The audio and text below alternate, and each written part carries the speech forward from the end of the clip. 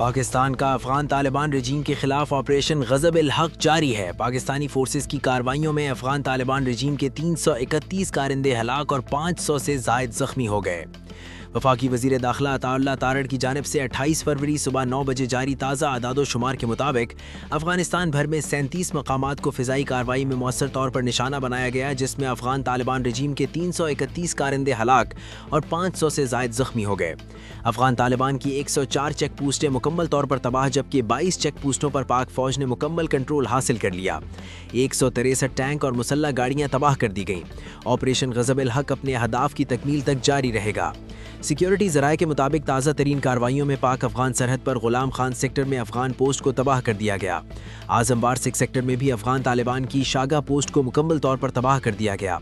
किला Saifullah sector में तश्कील की दरअंदाजी को नाकाम बना दिया गया। मुतअद्दिद दहशतगर्द जहन्नुम वासिल हो गए। पाक फ़ौज ने किला सैफुल्ला सेक्टर में अफगानिस्तान की रहीम थाना पोस्ट को मुकम्मल तबाह कर दिया। पाक फ़ज़ाइया की जवाबी कार्रवाई में सूबा लग़मान में असलहा डिपो, ABF बटालियन हेडक्वार्टर और नंगरहार ब्रिगेड मुकम्मल तौर पर तबाह कर दिया गया।